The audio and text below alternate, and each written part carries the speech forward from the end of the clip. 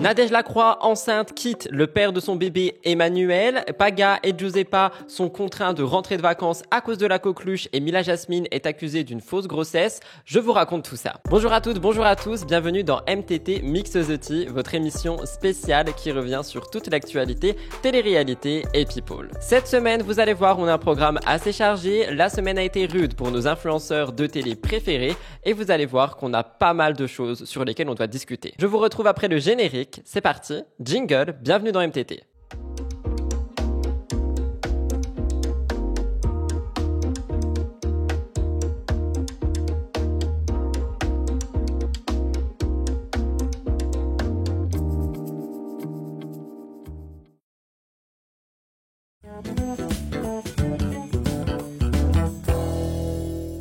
Petite mise au point cette semaine concernant des choses superficielles. Je suis allé chez le coiffeur. Effectivement, je pense que ça se voit. On est également sur un MTT tourné en plein cagnard. Il fait très très chaud. Je risque de fondre au long de cette émission, mais ce n'est pas grave. Ceci est donc un rappel pour vous de vous hydrater, de boire de l'eau. C'est très important. Autre chose, on me pose régulièrement des questions en ce moment par rapport au live Twitch, à la chaîne replay, etc., etc. Comment assister au live, comment voir les rediffusions. Tout est dans la barre d'infos, les amis. N'hésitez pas à nous rejoindre sur Twitch pour accéder au live justement en direct pour que vous puissiez interagir dans le chat dès lors où les lives ont lieu plusieurs fois par semaine, c'est gratuit et si jamais vous voulez juste voir les rediffusions, vous pouvez vous abonner à ma chaîne secondaire Rudy Koppel Replay sur laquelle il y a les lives qui sont ressortis une heure après, montés et qui sont très fluides justement si jamais vous avez raté le live en question. J'ai un objectif de 10 000 abonnés sur cette chaîne donc n'hésitez pas à nous rejoindre, je crois qu'on est plus de 5 000. Cette mise au point était uniquement pour faire de l'autopromo mais honnêtement je trouve que ça valait le coup de vous en parler notamment par rapport au live étant donné qu'on me pose vraiment la question régulièrement donc n'hésitez pas, tout est dans la barre d'infos. On va rentrer immédiatement dans les stories de la semaine, on en a 3, on en a une énervante, une drôle et énervante et une inquiétante. J'espère que ça vous plaira et que l'émission au complet vous plaira également. C'est parti, jingle. Pour commencer les stories de la semaine, je vous parle de Ilan Castronovo. Ilan a fait pas mal parler dernièrement. Rappelez-vous, la semaine dernière, on voyait qu'il faisait la manche devant chez TikTok France afin de récupérer son compte qui a été banni il y a quelques mois. Et maintenant, Ilan a décidé de passer à l'étape supérieure en tentant de travailler, comme il le dit, notamment chez McDonald's. Et il conclut que la vie de riche, je mets des guillemets, lui conviendrait mieux qu'un travail conventionnel chez McDonald's. Je vous laisse regarder, le magnéto a été pris chez Clash de Cassos TV. Chez McDo, j'ai trouvé un super job. Après, je suis pas hyper bien payé, je te mens pas. Mais bon, après, il faut bien mettre l'essence dans la Ferrari, tu vois. On a trouvé une solution. Hein. Mais je te dis la vérité, frérot. Après avoir fait mon premier jour chez McDonald's, je pense que je suis vraiment fait pour garder la vie de riche. Tu vois, je suis pas fait pour travailler. Je vous mens pas, je vous dis la vérité. J'ai essayé pour vous faire plaisir.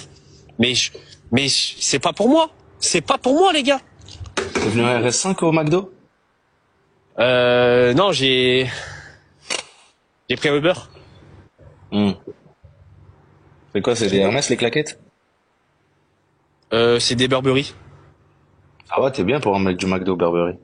Ouais, mais frérot, je vais pas te mentir. En gros, j'ai essayé. Moi, j'ai essayé. Les gens m'ont dit d'aller travailler, j'ai essayé, voilà. Mais je te dis la vérité, je préfère recevoir des univers.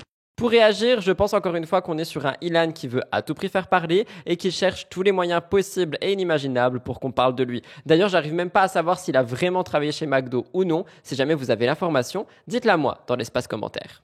Kim Glow est en colère, c'est un magnéto qu'on a décrypté sur ma chaîne Twitch justement et on a été face à une Kim Glow très en colère pour une situation assez courante finalement qui peut arriver à beaucoup d'entre nous, d'entre vous et Kim Glow s'est montrée très énervée face à celle-ci. Alors attention parce qu'on dirait très clairement qu'elle s'en prend aux personnes qui regardent la story alors que ce n'est pas nous qui étions visés. J'espère que vous comprendrez le message de Kim à travers sa vidéo mais j'ai hâte d'avoir votre avis parce que sur Twitch on en a beaucoup débattu. Oui, la police aurait pu bouger. Non, ils ont plus grave à faire. Donc n'hésitez pas à me donner, vous, votre avis, la team MTT. Je vous laisse regarder. Minuit 50, j'appelle la police depuis qu'il est 22h pour signaler un tapage nocturne. Jamais j'aurais appelé si j'avais pas un bébé, j'aurais subi, j'aurais fermé ma bouche et basta.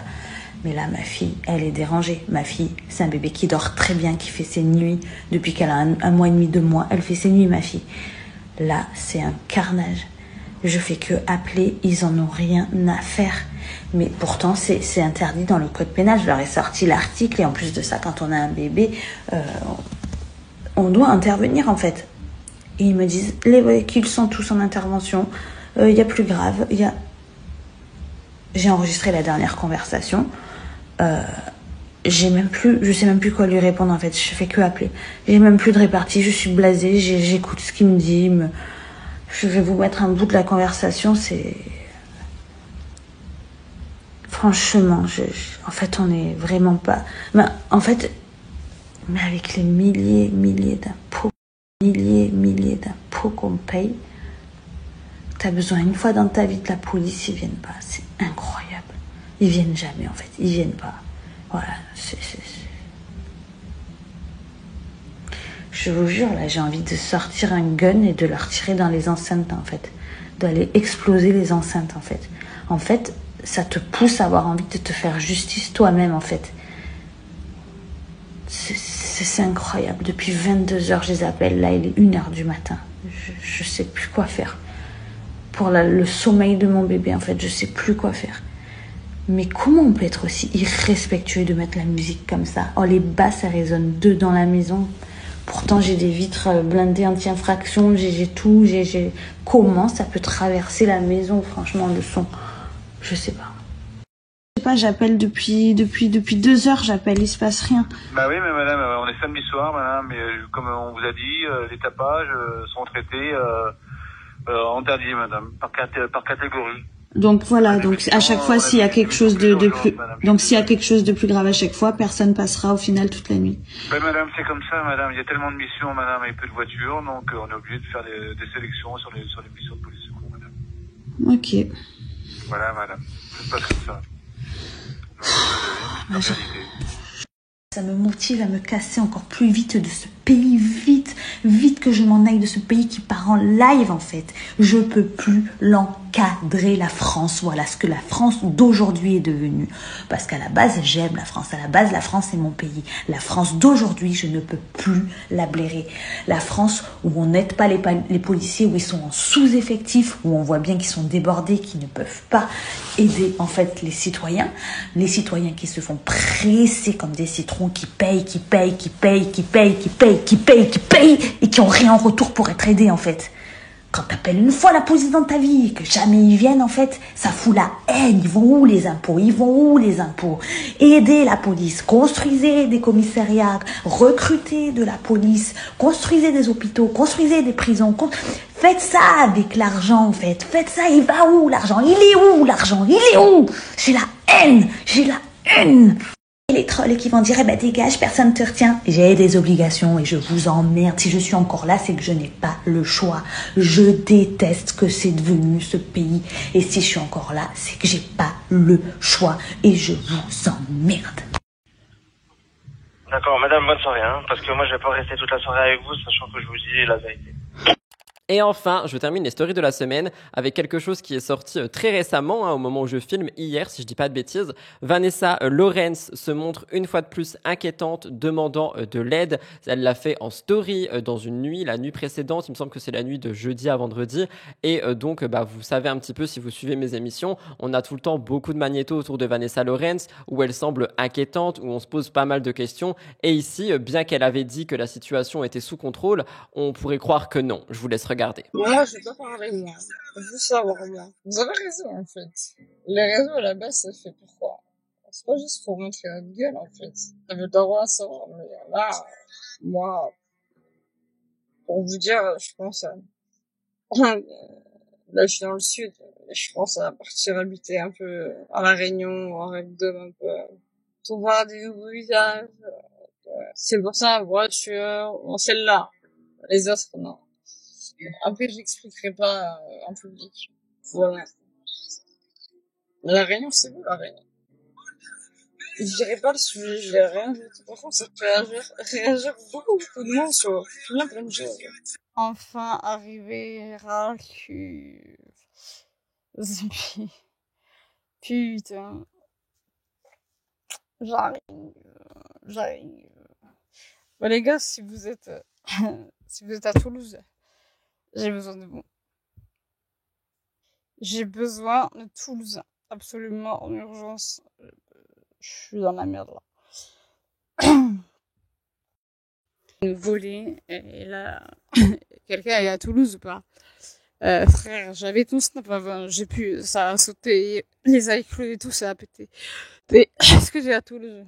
Apple, c'est urgent. Vous m'exposerez votre pensée par rapport à Vanessa dans l'espace commentaire. Évidemment, moi, je lui envoie tout mon soutien et j'espère sincèrement que quoi qu'il se passe, elle arrivera à soit sortir de là, soit à se remettre. Story de la semaine, emballé, c'est pesé. On va maintenant passer au top actu. J'ai oublié de le dire dans la mise au point, mais les amis, n'oubliez vraiment pas de liker les MTT. Vous le faites toujours vraiment, hein. On a dépassé assez régulièrement la barre des 1000 likes sous les émissions et je vous en remercie du fond du cœur parce que je vois vraiment une différence par rapport aux statistiques des émissions. Donc n'hésitez pas, si là vous me regardez que vous n'avez pas encore liké, à juste mettre pause et à le faire et à mettre un petit commentaire en me disant ce que vous avez fait cette semaine, un petit cœur, ce que vous pensez de ma nouvelle coupe de cheveux, peu importe ce que vous voulez. Mais c'est vrai que ça me permet d'échanger avec vous, même si c'est des cœurs, ça me fait plaisir parce que du coup je vois que vous faites l'effort de sortir de l'ombre exprès pour l'algorithme et aussi pour moi, donc ça me touche beaucoup. Et si jamais vous voulez entamer une discussion avec moi, n'hésitez pas, vous le savez si vous l'avez déjà fait, je réponds à tout le monde. Bref, on va passer au top actu, 5 actualités dans le top actu cette semaine. J'espère que ça vous intéressera. C'est parti, jingle.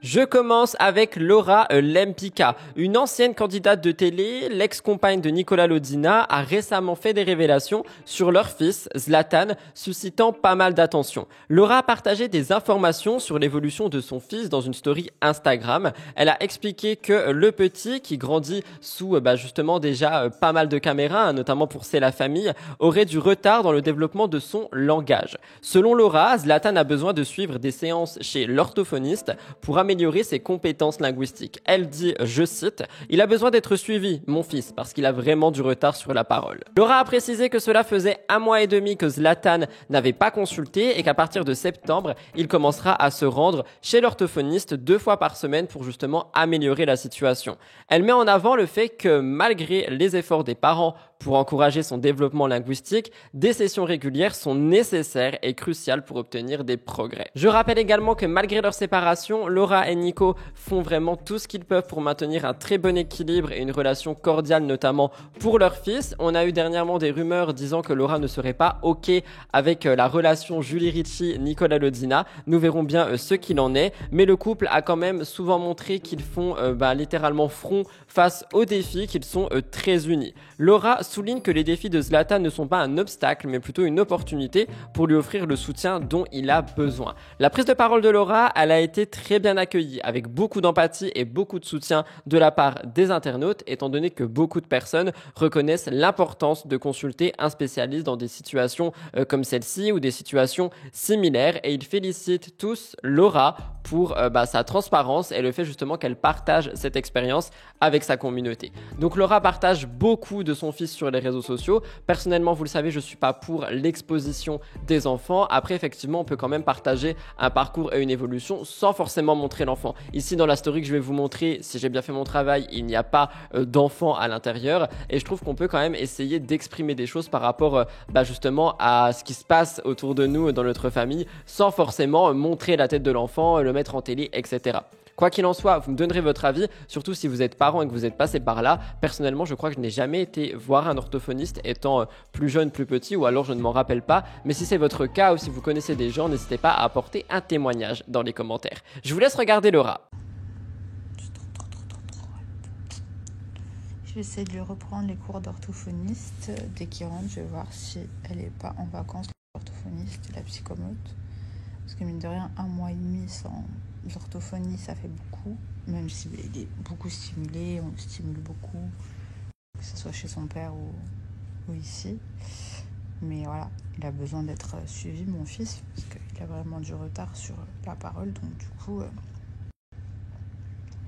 il faut qu'on mette les bouchées doubles et tous les rendez-vous médicaux le plus possible. D'ailleurs, en septembre, je ne sais pas si je vous avais dit, mais il passe à 2 séances d'orthophonie par semaine. Donc c'est ça qui est cool à Dubaï, c'est qu'il n'y a pas d'attente. Comparé par exemple en France, je sais qu'à chaque fois je parle avec des mamans et elles me disent ouais, nous on a 2 à 3 mois d'attente. La chance ici, c'est que tout est pris en charge vachement vite. Donc du coup, c'est vraiment bien. Donc là, je vais commencer déjà à envoyer les messages à l'orthophoniste pour voir si c'est possible d'avoir déjà tout le planning quand il rentre. Parce que voilà, c'est important. Voilà. Est-ce que Noémie Mabelleux est en froid avec Jazz depuis la naissance de ses jumeaux? On va répondre à cette question. C'est vrai que la naissance des bébés de Noémie a suscité de nombreuses interrogations concernant sa relation avec Jazz Correa, sa meilleure amie. Depuis la naissance de ses enfants, il y a beaucoup de rumeurs qui ont circulé, laissant sous-entendre que les deux jeunes femmes seraient en froid. Eh bien, Noémie a pris la parole pour clarifier la situation. Elle a partagé sur les réseaux sociaux les défis auxquels elle fait face depuis la naissance de ses jumeaux. Elle a révélé notamment que les bébés sont nés avec un symptôme, le syndrome de transfuseur transfusé, une condition médicale complexe où les jumeaux partagent des vaisseaux sanguins dans le placenta, ce qui entraîne donc un déséquilibre dans leur circulation sanguine, quelque chose qui peut être assez compliqué. Cette situation a donc nécessité une attention médicale particulière et a obligé les jumeaux à utiliser une sonde pour se nourrir dès leur plus jeune âge. On est sur un parcours assez compliqué pour la naissance des jumeaux. Je vous rappelle également qu'on a eu une fuite d'infos, que les prénoms sont sortis alors que Noémie ne voulait pas que les prénoms sortent. Elle avait d'ailleurs passé un gros coup de gueule par rapport à ça. Elle veut même poursuivre ces personnes légalement parlant. Mais malgré tout ça, on a aussi ces rumeurs par rapport à Jazz. Est-ce que les deux meilleurs amis s'entendent toujours? Est-ce qu'il y a un froid? Est-ce qu'elles se sont éloignées? Eh bien, Noémie assure que sa relation avec Jazz n'est pas affectée depuis la naissance des jumeaux. Elle a expliqué que Jazz n'a pas encore rencontré les bébés, principalement en raison de difficultés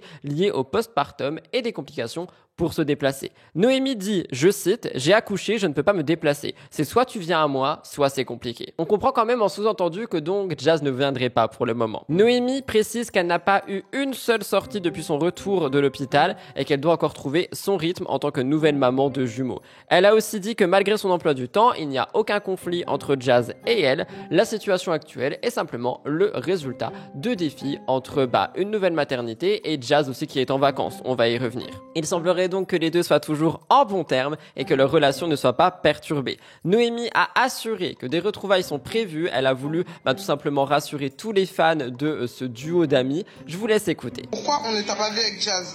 Parce que ma belle, j'ai accouché, je trouve que je peux pas me déplacer en fait. C'est soit tu viens à moi, soit c'est compliqué.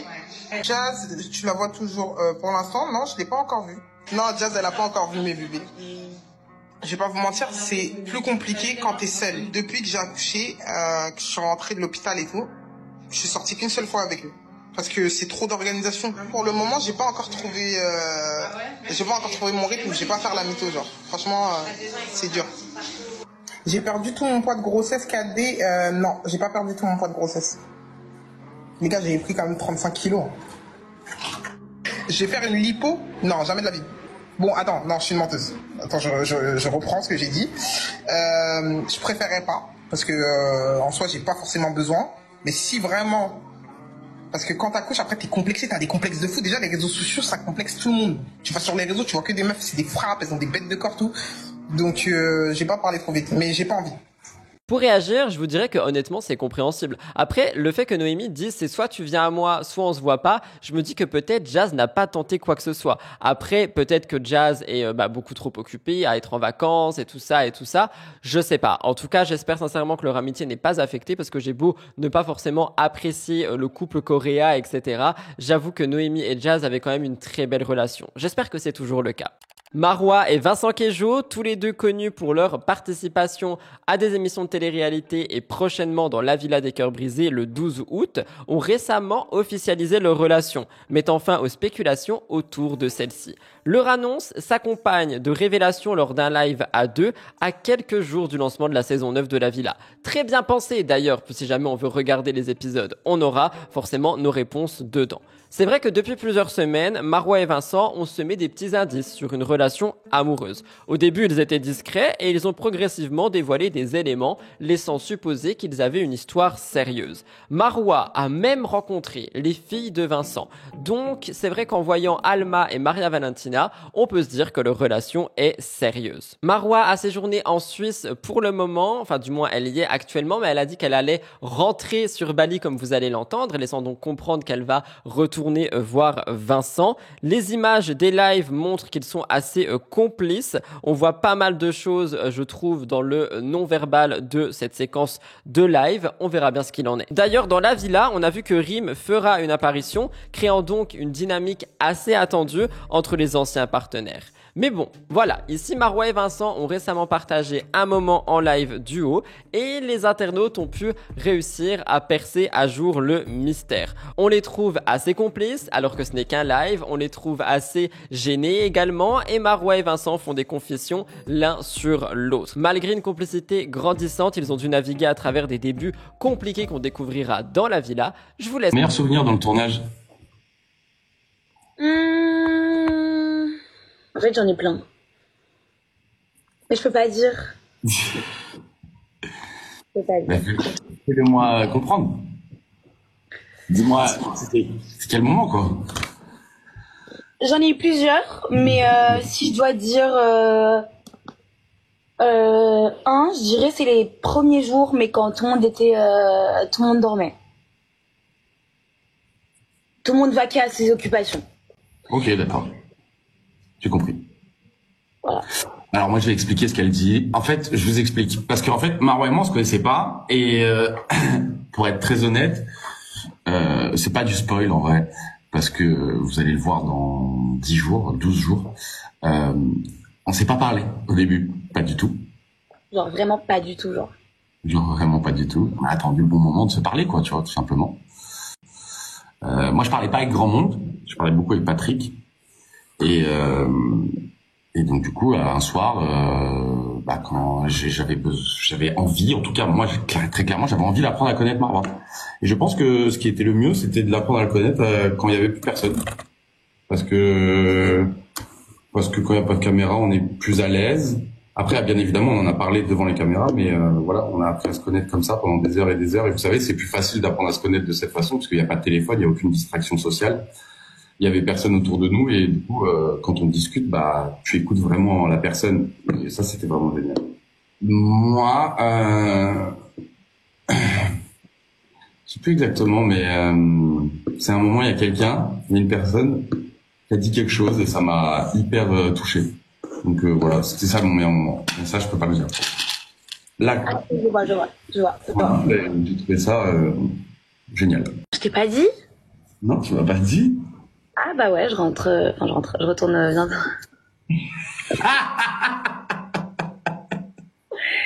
Je retourne bientôt à Bali. C'est quoi ça? Ça s'appelle un cadeau. C'était le cadeau du... Merci, c'était Sandrine. Merci Sandrine. C'est comme ça que vous faites.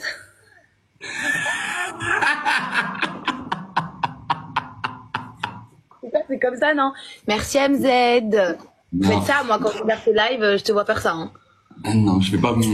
Pour réagir, on a décrypté ce magnéto sur ma chaîne Twitch. On s'est rendu compte qu'effectivement, le non-verbal ne trompait pas, qu'on était sur un couple naissant, qu'ils avaient toujours cette phase de séduction. Après, dans mon chat, et du coup, c'est pour ça que je vous en parle ici, c'est pour avoir votre avis, la team MTT, on a aussi dit que on va attendre de voir un petit peu ce que la villa va nous dire, ce que on pourra voir à l'écran, ce qu'il en découlera aussi au moment de la diffusion. Donc, quand eux vont réagir, débriefer les épisodes sur TikTok, sur Instagram, etc.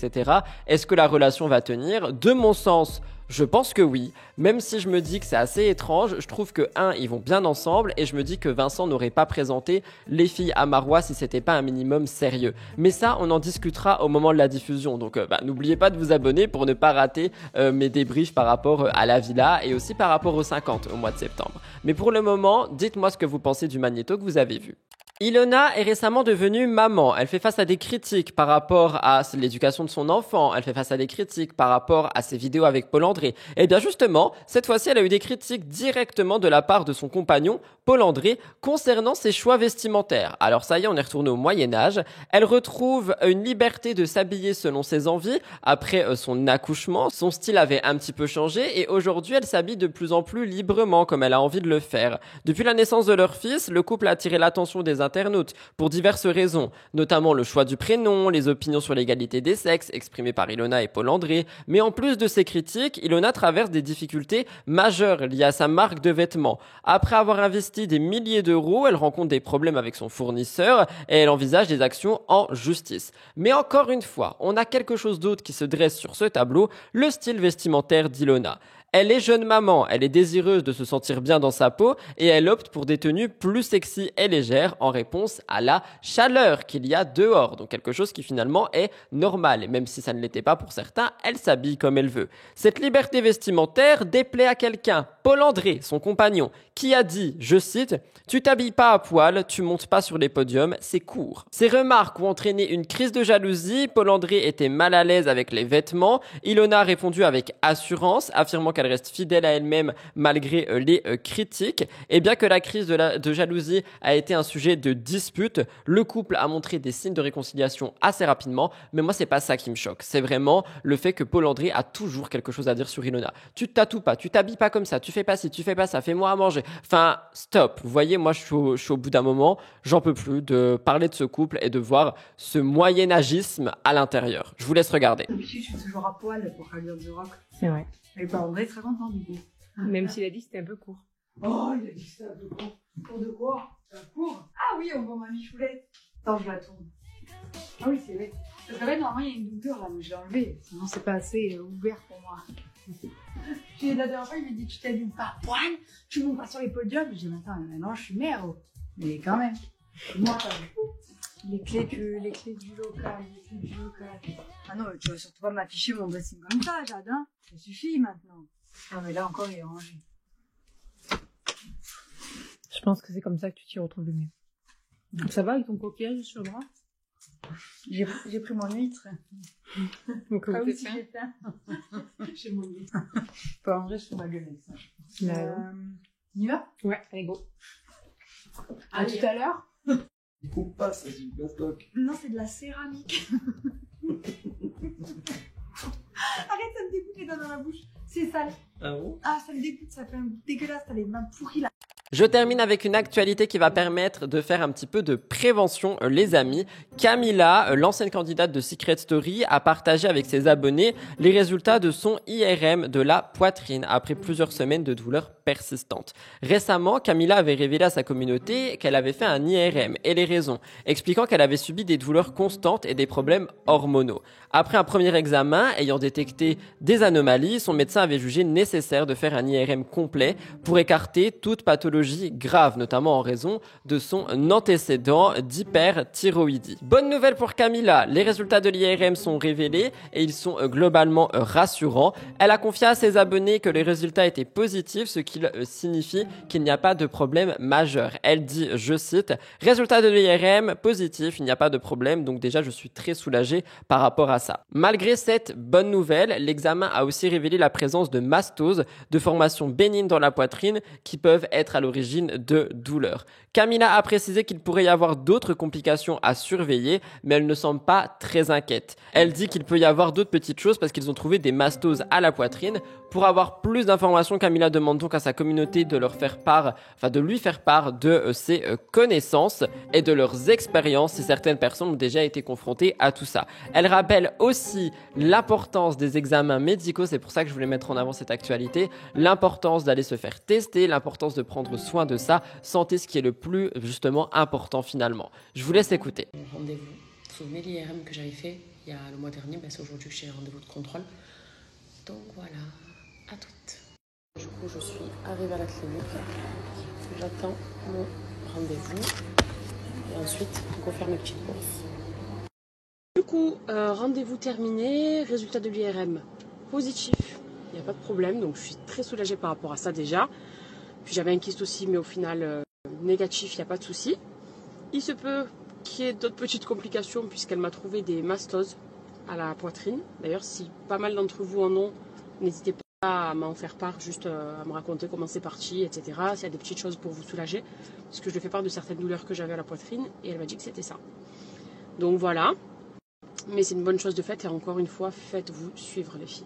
Vraiment, ne néglige pas les rendez-vous chez la gynécologue, surtout quand on approche la trentaine, encore plus. Bon, au-delà, toutes les années évidemment.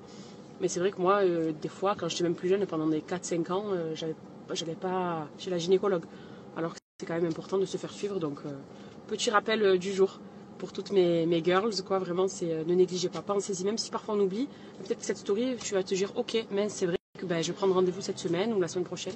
Mais pensez-y. Pour réagir, vous le savez, je suis pour les influenceurs, les influenceuses, les candidats, candidates qui prennent la parole par rapport à la maladie, qui prennent la parole par rapport à la prévention sur la santé, qui prennent la parole par rapport à toute cette panoplie de sujets, étant donné que ça peut sauver des vies, ça peut aider d'autres personnes, ça peut pousser à l'autopalpation, à des examens, ça peut vraiment aider beaucoup de gens. Camilla ici le fait très bien, je suis très content pour ça, et tant mieux si elle semble être sur la bonne voie, on va dire. Voilà tout le monde pour le Top Actu cette semaine, j'espère qu'il a pu vous intéresser. On a eu pas mal de choses comme vous le voyez et ce n'est que le début de l'émission. Croyez-moi, le cœur actu est très costaud, il y a beaucoup de choses à l'intérieur. Avant d'y aller, n'oubliez pas de liker, commenter et vous abonner, vous le savez, je vous le rappelle à chaque partie d'émission. Si vous le faites, ça me fait extrêmement plaisir et ça me soutient beaucoup. Si vous avez déjà tout fait, je vous rappelle également d'activer la cloche des notifications, ça vous permet de recevoir une notification directement quand un contenu sort, que ça soit une vidéo, un post ou un short, et je sais que ça peut aider beaucoup qui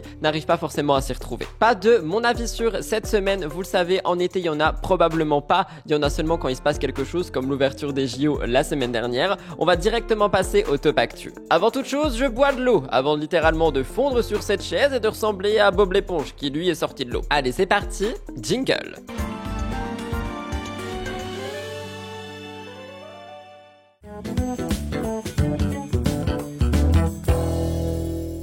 Je commence par vous parler de Maëva Guénam, l'une des figures les plus emblématiques de la télé-réalité qui pourrait peut-être ou pas faire son grand retour justement à la télé. La question est sur beaucoup de lèvres, notamment sur celle de ses abonnés, après une récente annonce faite par la jeune femme à sa communauté. Ces derniers temps, Maëva s'est montrée discrète sur les écrans, mais restait très présente sur les réseaux sociaux, partageant avec ses abonnés des moments de sa vie quotidienne, des épisodes parfois tumultueux. La jeune Marseillaise considère ses followers comme une véritable seconde famille, à qui elle se confie ouvertement, notamment en période de problème. Récemment, Maëva a été au cœur d'une controverse après l'anniversaire de Julien Tantier, elle n'a pas été invitée, donc il y a eu pas mal de polémiques avec Manon. L'absence de Maëva a suscité une vive réaction de la part de Manon Tantier, de elle-même et de Julien, et donc ils ont tous parlé de ça. On en a parlé la semaine dernière, Manon Tantier avait également pris la parole, affirmant que leur amitié était en froid,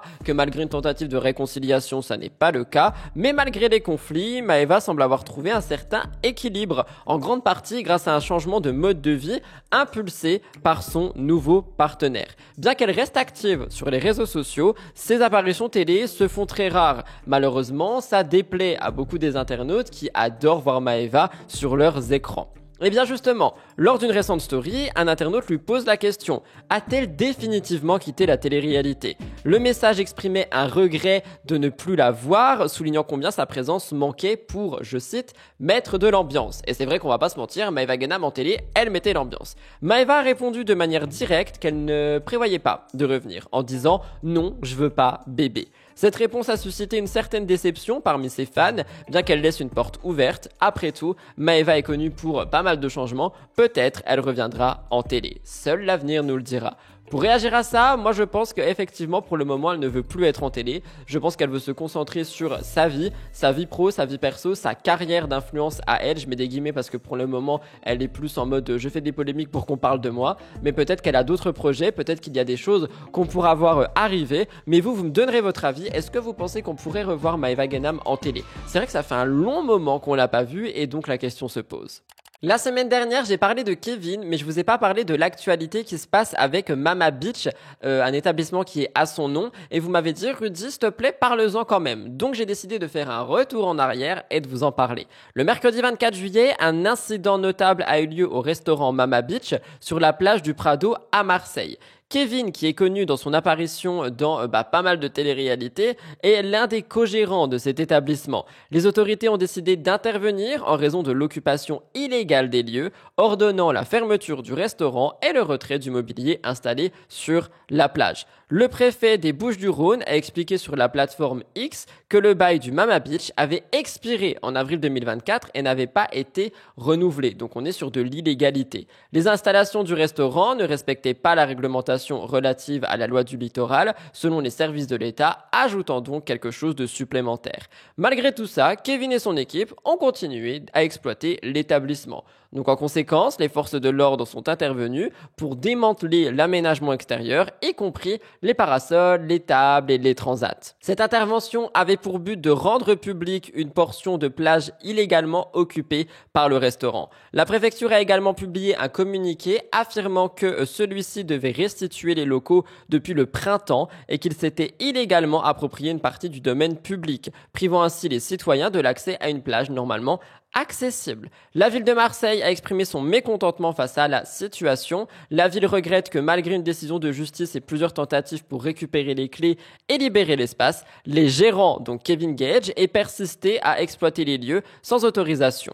Cependant, l'équipe du Mama Beach ne compte pas en rester là. Il prévoit de contester cette décision en justice par une procédure en référé liberté contre le préfet. Ils espèrent ainsi obtenir gain de cause et rétablir l'activité de l'établissement. Parallèlement, Kevin Gage se prépare à son retour à la télé. Vous le savez, il est attendu dans la 3e saison des 50, un retour qui risque de faire beaucoup parler, notamment par rapport à son couple qui n'est donc plus un couple, et tout ça, on en a déjà discuté plus d'une fois. La période semble assez agitée pour Kevin Gage en ce moment, à la fois sur le plan pro et le plan perso. On verra bien ce qu'il sera dans les 50 et par rapport à cet établissement. J'ai pu retrouver un magnéto sur le compte de la blogueuse Lily La Pestouille. Je vous laisse regarder. Les transats tôt ce mercredi matin, le mobilier extérieur a été entièrement retiré de l'établissement. Des déménageurs accompagnés des forces de l'ordre pour faire place nette. Le bail du Mama Beach est terminé depuis déjà 3 mois, mais les propriétaires refusaient de rendre les clés à la ville de Marseille, conformément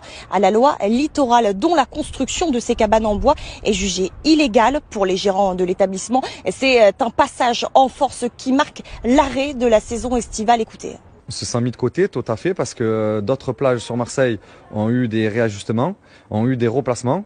Vous connaissez les établissements dont je parle, pas besoin de les citer. Donc pourquoi nous, le Mama Beach, aujourd'hui, aucun discours? Peut-être qu'il y a une raison qu'on ne connaît pas. Donc c'est pour ça qu'on va tout faire pour se battre et rester présent ici et travailler et ne pas mettre des dizaines d'employés au chômage.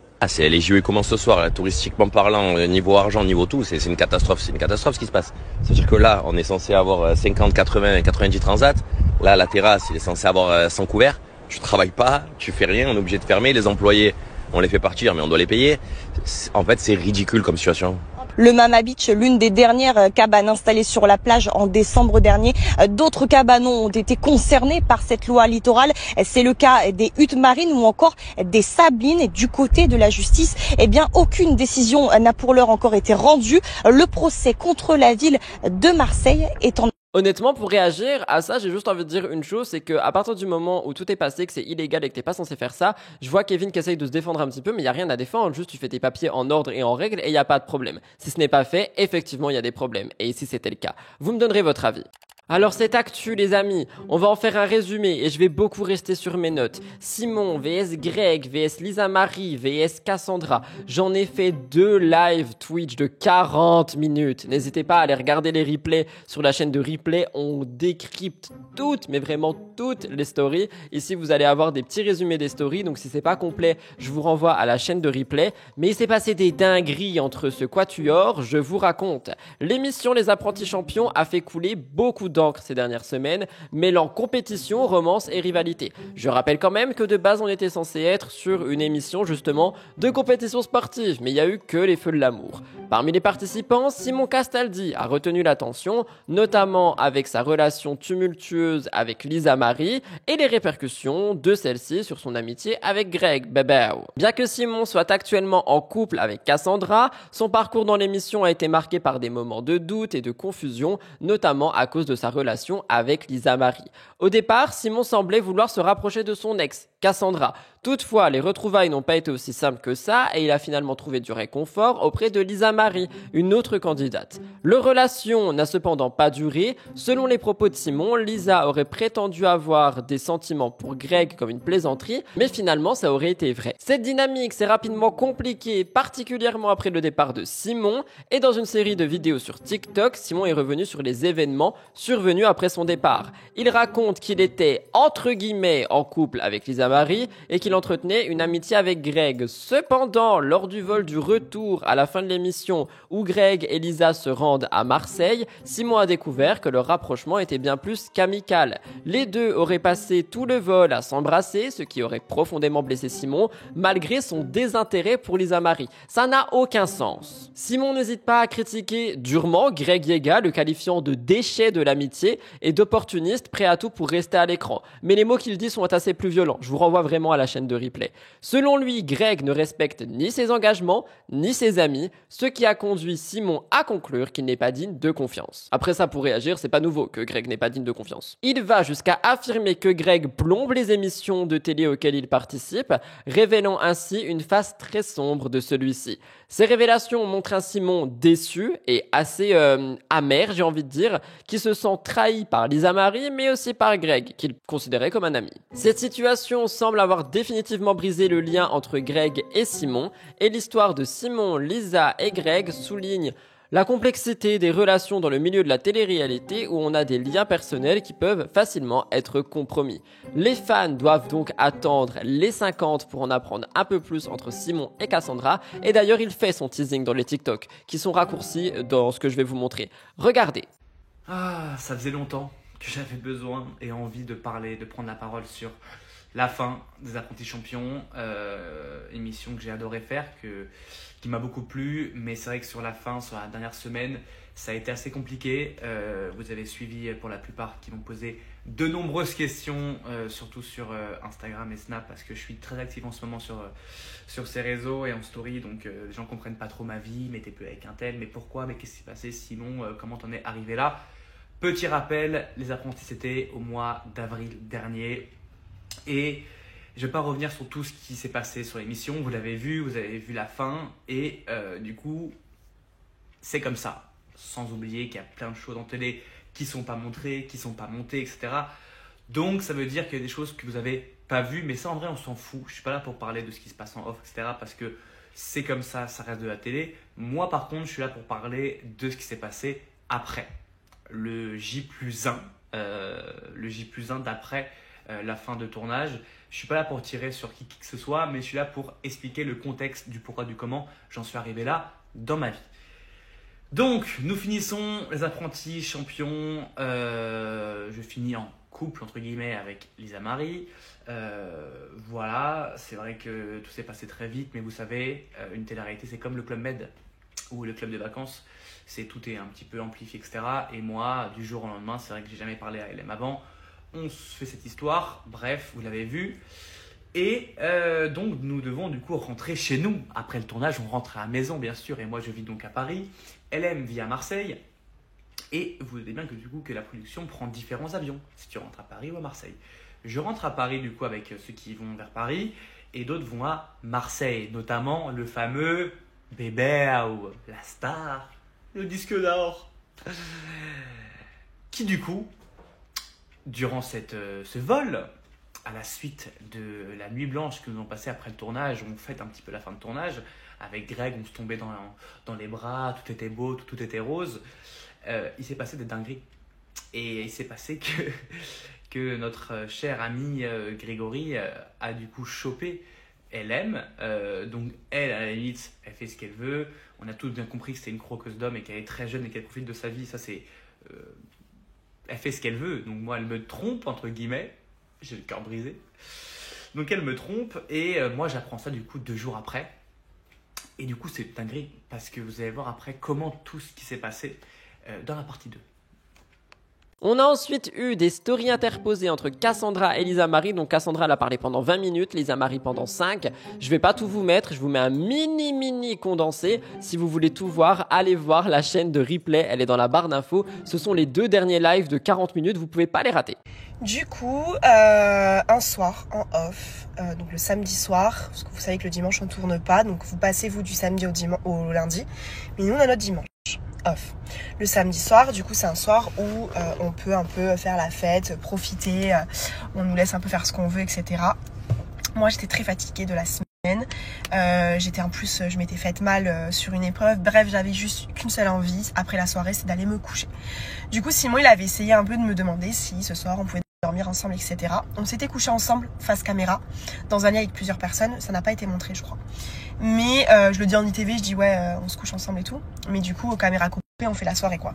Moi je pars me coucher, lui il me demande machin, je dis non écoute Simon je préfère pas parce qu'en vrai je savais que ça pouvait déraper, j'en avais pas l'envie, je n'étais pas avec lui, on s'était même pas embrassé, pas mis en couple, rien. Moi j'avais toujours pareil la personne à l'extérieur, j'avais pas envie de déraper, de faire du mal, de faire de la merde, je savais pas à ce moment là vraiment ce que je voulais au fond de moi, donc non. Je suis pas en plus quelqu'un qui cède facilement à ce genre d'avance ou quoi. Moi non, quand je dis non c'est non. Je pars me coucher sans penser que... Mais en allant me coucher, c'est vrai que je trouve pas Simon. Et Simon, il était avec les plus fêtards et dans une chambre où ils étaient en train de faire la fête et tout. Et c'est vrai que j'avais vu que Lisa Marie, ce soir-là, elle était bien en forme. Et je me souviens l'avoir vu un peu se rapprocher de certains garçons de l'hôtel. Mais pas Simon à ce moment-là. Je l'avais vu avec Gad, mais pas Simon. Donc je me suis dit, bon, voilà. Mais en allant me coucher, d'un coup, je le vois au loin avec elle en train de discuter. J'ai trouvé ça bizarre. Mais je sais pas, pour moi, genre vraiment, vous, le ressenti que vous avez eu sur vous deux, nous, c'est pareil. On les a jamais vus discuter. On les a jamais vus ensemble. Il a jamais dit que c'est une fille qui lui plaisait. Elle, pareil. Impossible de penser quoi que ce soit. Donc, je suis partie me coucher sereine, tu vois. Et ce qui se passe, c'est que le lendemain, off, Océane, elle me réveille. Elle me dit, Cass, t'es pas prête et tout. Il y a Simon dans ta chambre. En fait, j'avais une autre chambre, moi, où il y avait mes affaires. Mais je dormais avec Océane et Soraya. Elle me dit, il y a Simon dans ta chambre, dans le lit avec Lisa Marie, à poil, quoi. Et là, vous savez, genre, ok, il y a rien. Il se passe rien. Il me trompe pas. Il m'a quand même fait des discours en mode je veux me remettre avec toi, on a beaucoup parlé, même en off, etc. C'est aussi mon pilier moi dans les aventures et tout. J'étais là, hein. Du coup j'y suis allée et c'était vrai. Donc là j'ai pas osé les réveiller parce que je me connais, j'aurais pu tout casser. Je voulais prendre une bouteille et la balancer. En fait ce qui s'est passé c'est que j'ai été voir notre nounou à ce moment-là pour avertir de ce qui se passait parce que du coup ça c'est du off et ça peut chambouler tout un programme hein, clairement parce que c'est ce qui s'est passé du coup. Ils ont été emmenés eux à l'hôtel pour pas qu'ils restent avec moi dans l'hôtel où on était des champions, pour pas qu'il y ait de off, d'esclandre, etc. Moi j'étais mal toute la journée, donc ça vous le savez pas, j'ai pleuré toute la journée. C'est là que je me suis sentie bizarre, je me suis dit merde pourquoi je pleure, pourquoi je suis mal, etc. Mais j'étais pas bien toute la journée. Donc encore j'avais Soraya et Océane avec moi. Le lendemain du coup on a rejoué cette fameuse scène où je les découvre dans le lit. Donc là voilà. Sauf que je m'étais calmée, etc. Et en fait, je me suis dit que ce que j'ai dit en ITV, je ne vais pas leur donner ce que peut-être ils attendent ou ce que lui attend, c'est-à-dire une réaction. Je vais pas non plus m'afficher alors que j'ai quelqu'un à l'extérieur ça fait trop la meuf. Je vais rien faire, je vais laisser faire. Et en fait, moi, à ce moment-là, je n'y croyais pas du tout à leur coup de foudre ni à leur histoire. Parce que la vérité, je vais vous la dire, la vérité, c'est qu'un coup de foudre, c'est quand tu vois la personne débarquer et que tu te dis waouh, c'est elle. Eux, ils se connaissent depuis quelques semaines déjà, ils se sont vus, ils n'ont pas eu de coup de foudre, ils ont rien ressenti l'un pour l'autre, ni une attirance physique, ni jamais ils ont pensé à quoi que ce soit. Du coup, par rapport à Simon et moi, elle dit oui, j'avais pas envie de leur donner ce plaisir, de péter un câble. Alors comme elle l'a si bien dit, ça s'est passé en off, c'était un samedi soir, donc le matin quand elle nous a vus avec Simon, c'était un dimanche matin. Et elle a littéralement pété un câble. Elle a pris toutes les affaires de Simon, elle les a descendues en bas devant tout le monde. Elle a écrasé même sa cartouche de cigarette par terre.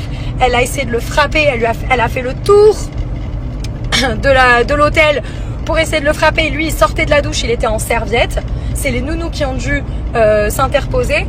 Donc déjà, ça me fait bien rire quand elle fait la fille qui a eu une réaction mature. Ça, pour moi, c'est pas une réaction mature, mais une réaction hystérique. Et ce qui s'est passé, c'est que le lundi matin, quand on a rejoué la scène, là, ce n'était plus la même personne. Là, c'était une fille calme, posée, qui ne pète pas, etc. Alors qu'elle avait un mec à l'extérieur. Et elle a pété un plomb. Voilà. Donc avec Simon, on a dû sortir de l'hôtel. Ça, elle a raison. pour pas se retrouver avec elle. Mais elle aussi, elle s'est fait emmener à un moment donné en dehors de l'hôtel parce qu'elle a pété un câble et que son comportement n'était plus possible. Moi, tout ce que j'ai envie de dire par rapport à ça, c'est que je comprends pas pourquoi est-ce qu'on prend la parole comme ça en s'adressant à un téléphone et en disant oui, toi. Tu peux le dire directement à la personne, genre envoie-lui des audios même si tu veux pas l'appeler ou j'en sais rien. Mais en tout cas, je trouve que c'est extrêmement gênant et ils font tous, Cassandra et Simon, du teasing pour les 50. Donc on se demande si vraiment c'est pas juste une mise en scène pour ramener le public sur les 50. Moi, c'est ce que je pense. En tous les cas, vous me direz ce que vous pensez, mais cette histoire, je peux plus me la voir.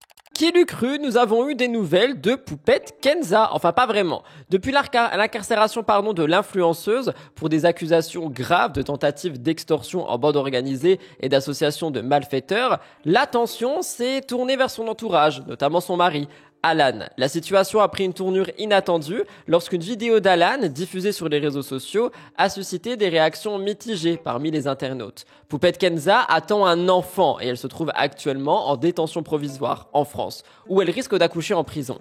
Cette situation difficile est exacerbée par l'absence de son mari, Alan, qui, selon certaines sources, serait en fuite. Les rumeurs circulant sur un possible internement en hôpital psychiatrique ont rapidement été démenties par son avocat, et ça, c'est les dernières nouvelles qu'on a fait. Depuis le début de l'affaire, Alan a été largement absent de la scène publique. Eh bien, le journaliste Clément Garin, CG Scoop, a révélé sur le réseau social X que le jeune homme pourrait avoir choisi de ne pas se rendre en France, préférant rester à l'écart pour protéger ses enfants. Cette décision a suscité la controverse, certains disant qu'une collaboration avec les autorités pourrait faciliter la sortie de Kenza. Malgré les supplications de sa femme pour qu'il se rende, Alan n'a pas encore fait la démarche, ce qui pourrait compliquer davantage la situation judiciaire de Poupette. Et bien récemment, une vidéo montrant Alan à la salle de sport à Dubaï a fait surface, provoquant une tollée parmi les internautes. La vidéo a été publiée par Coach Mamad sur TikTok. On voit Alan tout souriant, visiblement en très bonne forme physique. Ce contraste avec la situation critique de Kenza a choqué les spectateurs, certains allant jusqu'à accuser Alan de manquer de compassion et de sérieux face à la gravité de la situation. Les réactions sur les réseaux ont été vives. Un utilisateur a écrit « Alan fou rire à la salle, Poupette en prison ». Quelqu'un d'autre a mis « On ne l'a jamais vu aussi heureux ». La vidéo a aussi alimenté des spéculations sur le timing du tournage, certains affirmant qu'elle aurait été filmée avant que l'affaire n'éclate publiquement. Donc il y a des gens qui pensent que la vidéo est sortie justement pour que ça fasse un buzz, mais qu'elle aurait été filmée avant. Malgré les nombreuses réactions, l'incertitude demeure quant aux véritables intentions et la situation actuelle d'Alan. Certains continuent de critiquer son apparente indifférence, d'autres disent qu'il n'a peut-être tout simplement pas encore pris de décision. Quoi qu'il en soit, l'affaire Poupette reste donc en suspens avec de nombreuses questions encore sans réponse concernant le rôle et les actions de son mari.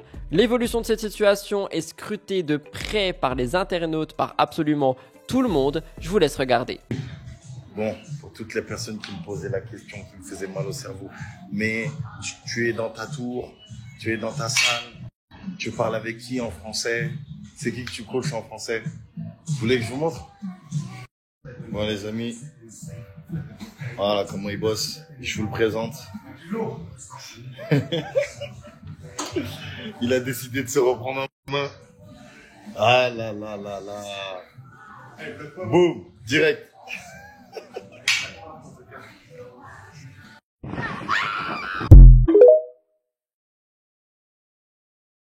Pour réagir, j'ai envie de vous dire que, en vrai, c'est possible que la vidéo ait été filmée avant et qu'elle sorte maintenant, justement, pour en faire parler, pour faire du buzz. Mais c'est aussi possible que Alan s'en fiche et qu'il soit justement à Dubaï, en train de se remettre en forme, de vivre sa meilleure vie et tout simplement de protéger ses enfants. On a déjà vu que le couple était assez instable sur certains points, à moins que tout ceci soit aussi de la comédie. Et donc, je me dis que peut-être il veut tout simplement sauver sa peau. Ce qui serait totalement horrible pour Kenza, c'est vrai. Mais vous, qu'en pensez-vous ? Jessica, connue pour un certain franc-parler et une certaine, on va dire, honnêteté, a récemment été la cible d'un tacle inattendu de la part de Natania, une autre figure qui était en télé-réalité. Lors d'une interview avec le blogueur Sam Zira, Natania n'a pas hésité à exprimer son opinion sur Jessica, ce qui a rapidement attiré l'attention. Jessica est une ancienne star de télé, maintenant influenceuse, qui partage régulièrement les aspects de sa vie avec ses abonnés.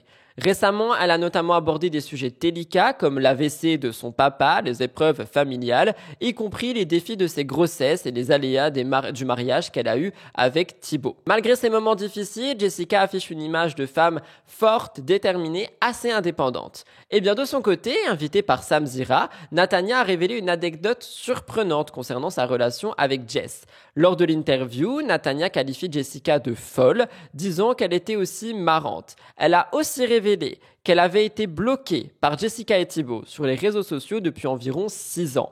Ce blocage semble remonter à une époque indéfinie et n'a jamais été justifié par une dispute ou peu importe, selon Natania. Interrogée par Sam sur la raison de cette situation, Natania n'a pas pu fournir des réponses claires indiquant qu'elle n'avait jamais eu de différend avec Jessica. Malgré ce blocage, Natania a affirmé que ça ne la dérangeait pas, même si elle reste curieuse de savoir pourquoi est-ce que Jessica a pu faire ça.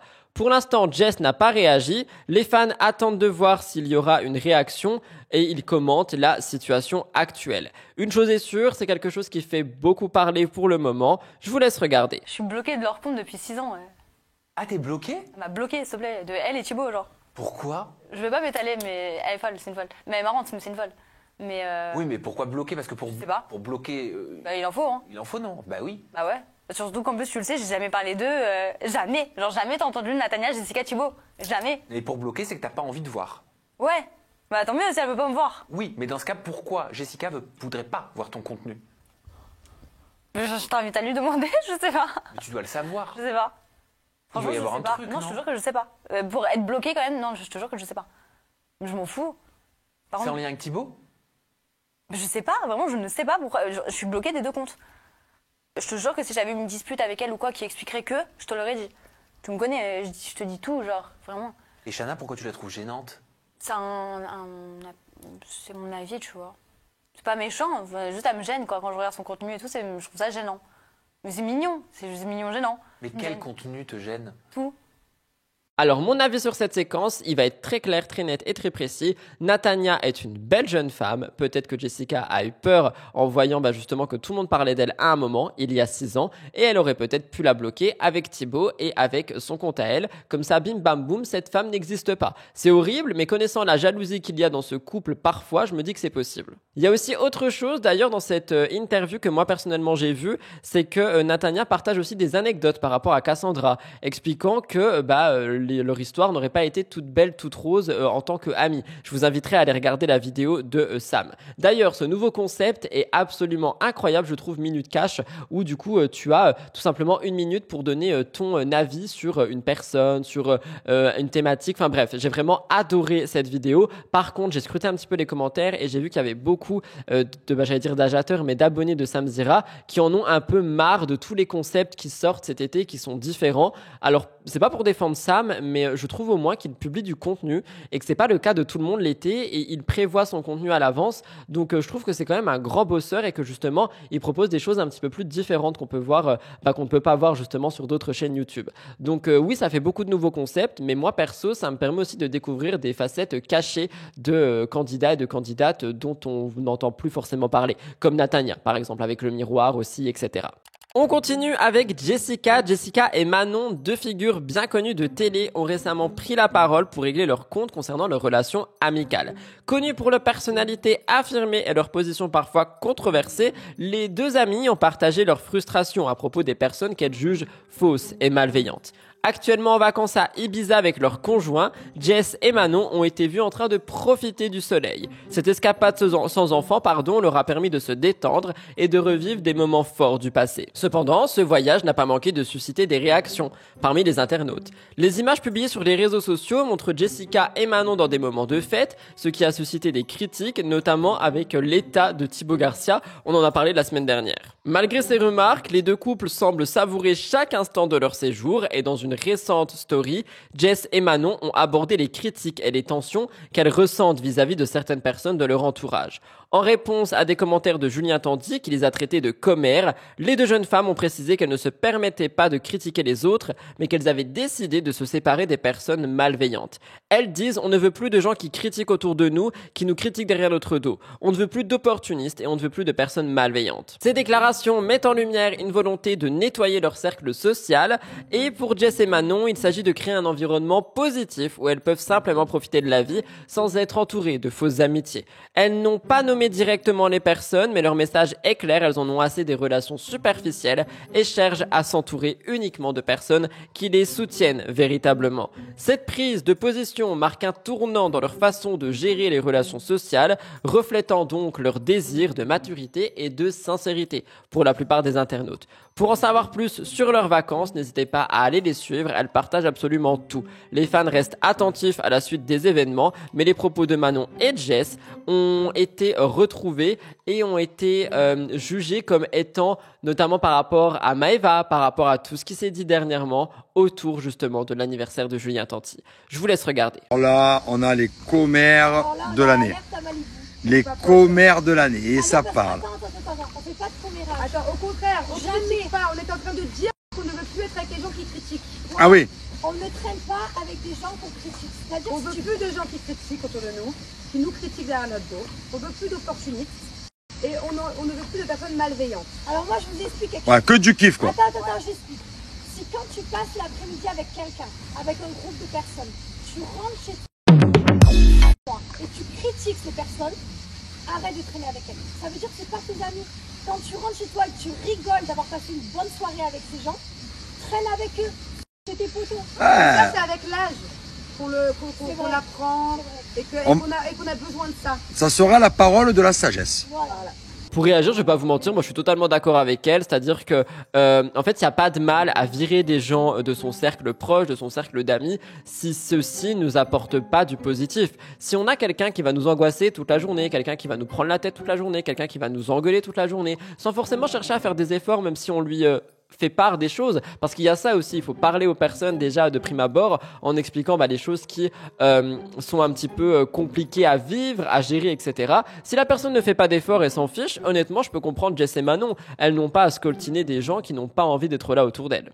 Cette actualité a fait beaucoup parler. On a eu des rumeurs d'infidélité concernant Magali Berda et son mari, Stéphane, qui ont enflé sur les réseaux sociaux. Magali est souvent sous le feu des projecteurs pour diverses raisons, y compris des conflits avec des célébrités de télé-réalité et des problèmes personnels, une nouvelle controverse qui semble avoir attiré l'attention du public. Des spéculations circulent sur le fait que Stéphane, le mari de Magali, serait infidèle. Les accusations ont pris de l'ampleur après qu'un internaute ait suggéré que Stéphane serait en relation avec sa nièce, une information qui a provoqué une réaction immédiate de Magali. Magali a pris la parole pour clarifier la situation. Elle publie une réponse en soulignant la solidité de leur mariage malgré les épreuves. Elle dit: si aujourd'hui on ne s'aimait pas, avec tout ce qu'on pense de nous et tout ce qu'on nous a mis dans la gueule et tout ce que les gens ont essayé de nous taper dessus, je pense pas qu'il y ait beaucoup de couples qui auraient résisté à tout ce qu'on a vécu. Magali a ajouté avec humour que les accusations étaient infondées et que les difficultés passées ne permettaient pas à une tromperie de briser leur union. Elle a également expliqué que bien que son mari ait eu un passé difficile, il est aussi un partenaire loyal et engagé. Je vous laisse regarder. On a un souci, les amis. Il y a Septentrion 2022 qui dit que mon mari est avec sa nièce. Donc si Septentrion 2022 dit que mon mari est avec sa nièce, on a un vrai problème. Ça vous l'est ? Qui est Septentrion 2022 ? Je vous explique un truc, les gens. Faut que vous compreniez. Mon mari et moi, on est comme ça. C'est-à-dire que si vous saviez tout ce qu'on a passé ensemble, genre si aujourd'hui on s'aimait pas, avec tout ce qu'on nous a mis dans la gueule et tout ce que les gens ils ont essayé de nous taper dessus, mais je pense pas qu'il y ait beaucoup de couples qui auraient résisté à tout ce qu'on a vécu. Donc en vrai, tous les messages que vous m'envoyez pour me dire que mon mari va à droite à gauche, machin, etc. Mais oui, je vais à droite à gauche, je vais à gauche. Oui, il va à droite à gauche, c'est-à-dire qu'à gauche c'est les toilettes et à droite c'est la chambre. Voilà. Donc, mais en fait, voilà, c'est-à-dire que autant il a son passé d'homme très cavalier, on peut dire ça comme ça. T'étais un cavalier. Cavalier. J'étais un chevalier. Oui, t'étais un chevalier de... Ouais, d'accord. Non, pas serment, t'étais un chevalier tout court. J'ai pas envie, t'as vu, il y a les réseaux sociaux, je peux pas dire. Mais c'était un chevalier en vrai. Mais un chevalier pas dans le bon sens du terme. Un chevalier. Non, tu cavalais quoi. Ouais, bon, bref, passons. Mais ça, c'est du passé. C'est du passé, hein, bébé. T'as intérêt. C'est du passé, n'en parlons plus. Oh, ouais. Il était le meilleur chevalier marseillais. Ah, bah, grâce à Dieu, ça, on sait. T'étais le.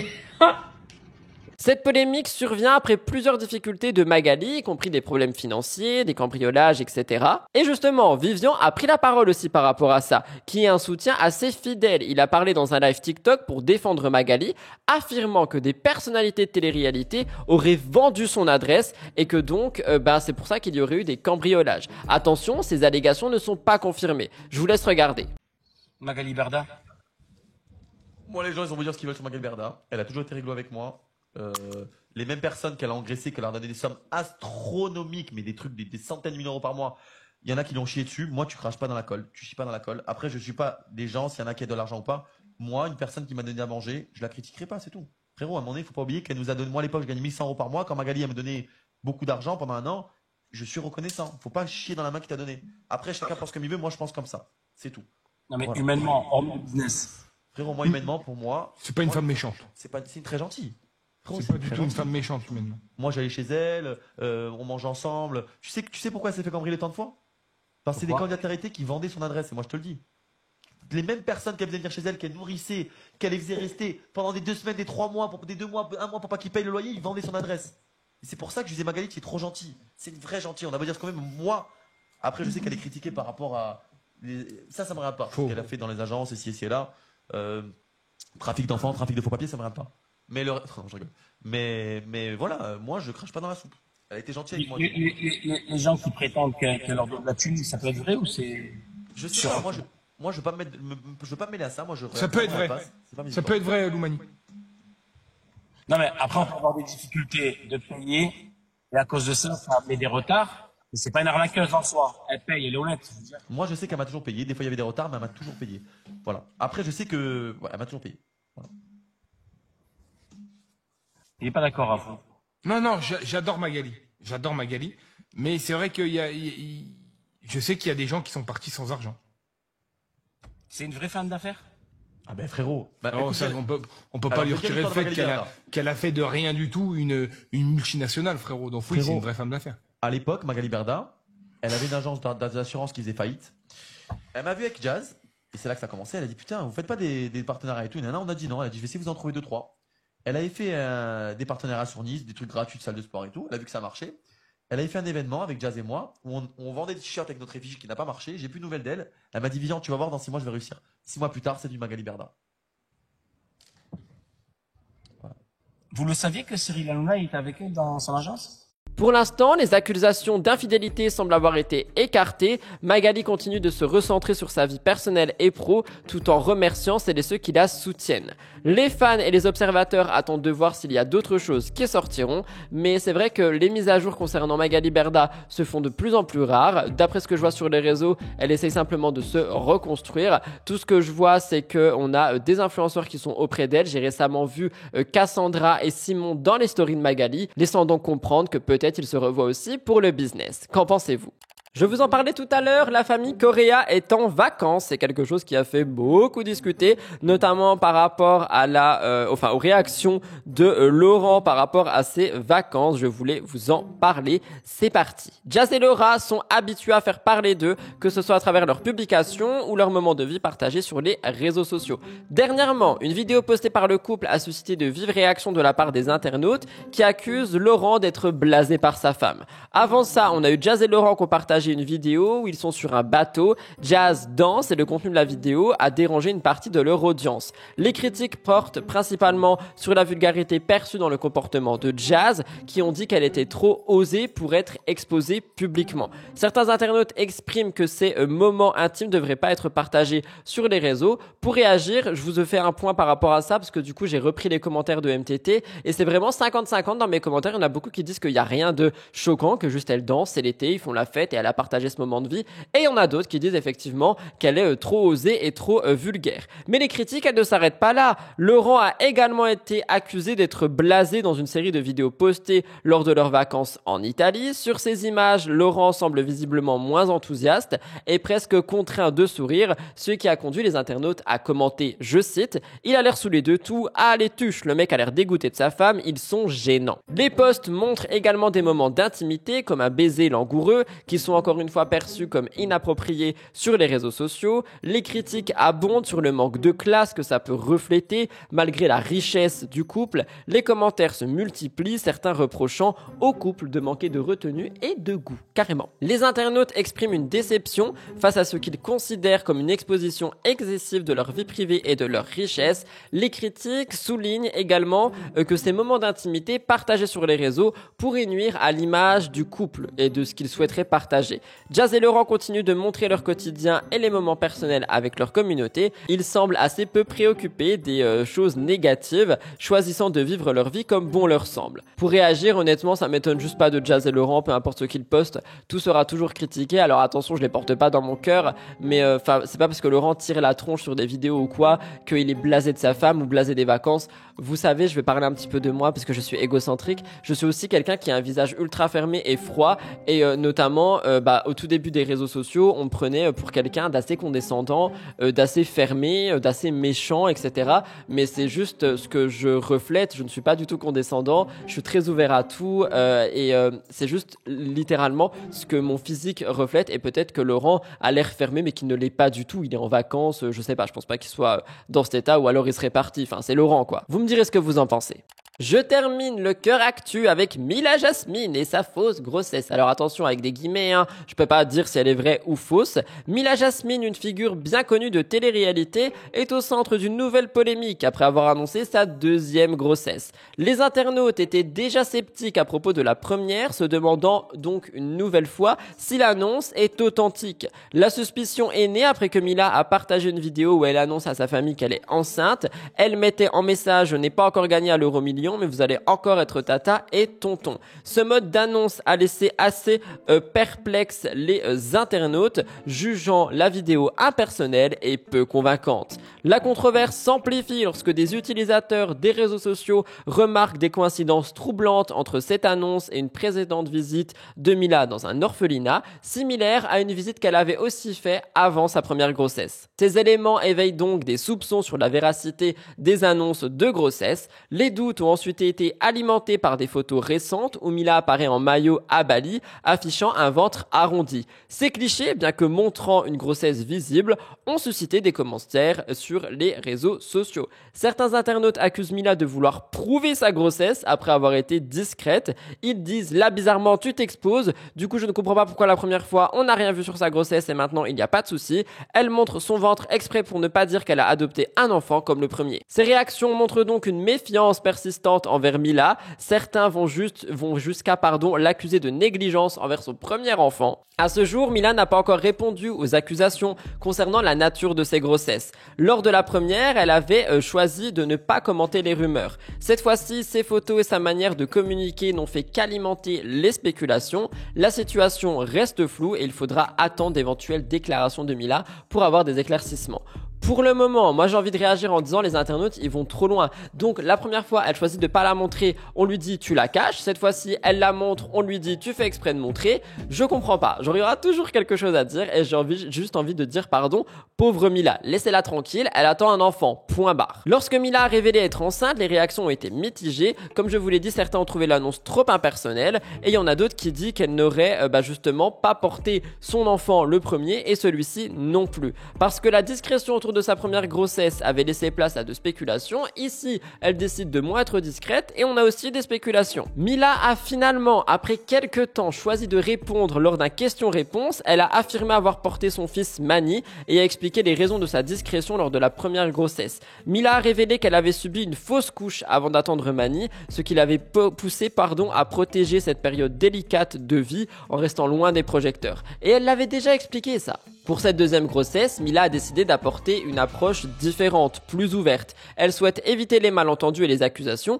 et préfère partager cette expérience plus publiquement. Cette transparence est une tentative de mettre fin aux rumeurs. Mila espère que cette clarification apaisera les tensions et qu'elle pourra vivre sa grossesse sans nouvelle polémique. Pour réagir, j'ai envie de dire que malheureusement, je pense qu'il y en aura et qu'il y en aura encore et encore et encore. Mais vous me direz ce que vous en pensez. Moi perso, je suis team Mila, j'ai juste envie de dire la pauvre. Voilà tout le monde pour le cœur actu cette semaine. Il a été chargé et plein de rebondissements. J'espère qu'il vous a plu. Dernier call to action avant les gros dossiers. Si vous êtes là et que vous n'avez pas regardé le début de l'émission et que vous ne l'avez toujours pas fait et que vous êtes un petit peu plus disposé à le faire, je sais pas, devant votre télé ou votre téléphone ou votre iPad, n'oubliez pas de mettre pause, de passer juste en dessous de la vidéo, de la liker pour me soutenir gratuitement, de mettre un commentaire pour remonter la vidéo dans les recherches, de partager si jamais vous avez des groupes Facebook, de télé ou peu importe, n'hésitez pas, et de vous abonner si c'est pas fait. Je me dis qu'un jour on pourra atteindre les 100 000 abonnés, pourquoi pas, j'ai envie d'y croire. Vous êtes 50% à regarder l'émission sans être abonné, je me dis qu'on pourrait vraiment augmenter la mise. N'oubliez pas également, si c'est déjà fait, d'activer la petite cloche pour ne rien rater. Moi je vous retrouve après pour les gros dossiers. D'abord je bois un coup et je lance le jingle. C'est parti, jingle.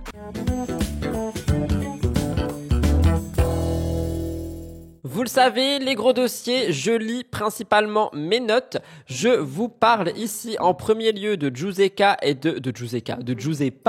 de Paga parce que ils ont vécu des choses assez tumultueuses dernièrement, notamment en vacances. Je vous raconte tout ça. Avant ça, il faut savoir que Giuseppa est une jeune maman bien connue des réseaux sociaux qui se retrouve une nouvelle fois sous le feu des critiques concernant son rôle de mère. On a récemment eu une vidéo de sa fille Giorgia qui a suscité des réactions parmi les internautes. Le couple Paga-Giuseppa, bien que critiqué, a su prouver la solidité de leur relation. Le premier enfant, Giorgia, est né le 28 avril 2023 et Adriana est née le 21 mai 2024. Depuis, ils affichent une image de bonheur et de complicité, même s'il y a des moments compliqués. Récemment, ils ont partagé la photo de Adriana sur les réseaux. Toutefois, la transition vers cette nouvelle vie n'est pas sans défi. Giuseppa a exprimé ouvertement les difficultés qu'elle rencontre, notamment avec un sentiment d'isolement. Elle avait confié à sa communauté se sentir mise à l'écart, notant que ses amis semblent moins intéressés par elle. Elle parle aussi d'un léger baby blues, mais malgré le soutien de Paga, qu'elle qualifie de père et de mari formidable, Giuseppa reconnaît que des incompréhensions peuvent être entre les deux. Elle a également parlé des changements dans leur vie intime depuis l'arrivée de leurs enfants, soulignant qu'il est normal de faire des sacrifices pour ses enfants tout en gardant l'espoir que les moments à deux reviendront. Giuseppa fait souvent l'objet de jugements concernant sa manière d'élever ses filles et justement, la dernière polémique en date provient d'une story où on voit la petite Giorgia, à peine âgée d'un peu plus d'un an, se servir elle-même dans des chips dans un placard. Cette scène a déclenché une vague de réactions sur les réseaux. Les internautes ont été divisés, certains critiquant le choix alimentaire, d'autres s'indignant que la petite puisse avoir accès comme ça à la nourriture. Il y a des gens qui disent que Giorgia est mal éduquée, reflétant l'opinion selon laquelle Giuseppa ne gère pas correctement son rôle de mère. Ces critiques sont assez lourdes, mais Giuseppa et Paga semblent résolus à se soutenir mutuellement. Pour Giuseppa, la communication est essentielle pour surmonter ces moments difficiles. L'incident soulève quand même des questions plus larges sur la parentalité exposée. Quoi qu'il en soit, le couple continuera de partager tout leur quotidien sur les réseaux sociaux. Je vous laisse regarder. Amène-le-moi chez vous, viens là, maman.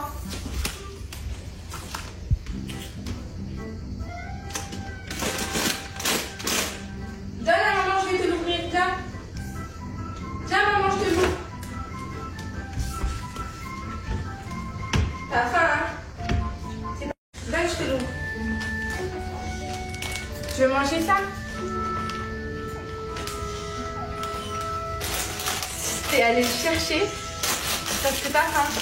Giuseppa a ensuite expliqué que depuis que Giorgia s'est marchée et ouvrait des tiroirs, elle n'est clairement plus du tout la même. Elle a l'esprit de découverte et du coup elle fouille énormément les tiroirs et souvent elle tombe sur de la nourriture, des sucreries et du coup elle ne peut pas s'empêcher d'attraper des paquets et de les ramener à sa maman. Et elle n'arrête pas de craquer, suivant elle lui ouvre les paquets, mais elle explique qu'elle a aussi une autre alimentation beaucoup plus saine via les 3 repas équilibrés avec des petits pots. Ce n'est pas tout. La famille s'est accordé quelques jours de vacances afin de profiter tous ensemble.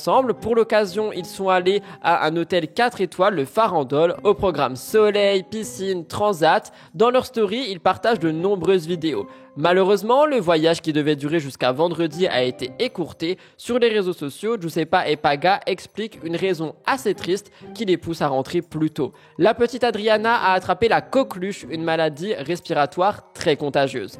Le symptôme principal est une toux importante et incontrôlable. Giuseppa explique que la pédiatre leur a indiqué de se rendre aux urgences après avoir visionné une vidéo de la petite en pleine crise. D'ailleurs, des jours précédents, la petite avait fait une frayeur à ses parents. Elle avait eu des difficultés à respirer en pleine nuit, donc les résultats tombent et il s'agit bel et bien de la coqueluche. Hospitalisée, la petite est sous surveillance pour sa respiration et son taux d'oxygène. Si son état se dégrade, elle aura besoin d'une assistance respiratoire, je crois qu'on dit. Giuseppa dit « Très dur pour moi de l'avoir perfusée et branchée, c'est angoissant et rassurant. Je sais que c'est pour son bien, mais mon cœur de maman a mal. » Giuseppa continue en disant « Si vous êtes en contact avec des nourrissons et des enfants, faites attention, les mamans, n'ayez pas peur de dire non aux bisous et au contact physique avec autrui. La santé de nos bébés avant tout. » Malheureusement, après 3 jours d'hospitalisation, l'état de la petite ne s'améliore pas. Giuseppa donne des nouvelles. Les derniers résultats de la prise de sang ne sont pas aussi bons que ce qu'elle avait espéré. Donc Adriana n'est toujours pas rentrée à la maison. Elle parle d'ailleurs du vaccin qu'elle a fait pendant que la petite était enceinte qui lui permet donc de limiter les symptômes d'Adriana, mais vous allez l'écouter. Sauf que justement, il y a eu des commentaires disant « Au secours, vaccin pendant la grossesse surtout pas » ou encore « Mon Dieu, incitation à la vaccination en étant enceinte ». Alors personnellement, je ne suis pas du corps médical, donc je peux pas vous dire exactement ce qui doit être fait. N'hésitez pas si vous avez des informations. Je vous laisse regarder Paga qui en parle et Giuseppa. La famille, j'espère que vous allez bien. C'est pas une journée joyeuse pour nous avec Joe. On devait rester en vacances jusqu'à vendredi, mais malheureusement, on a fait faire les tests à la pitchounette Adriana, elle a la coqueluche. Et en fait, là, ça tousse, ça s'aggrave. Donc on est obligé de la rentrer en urgence à l'hôpital et puis on est obligé de partir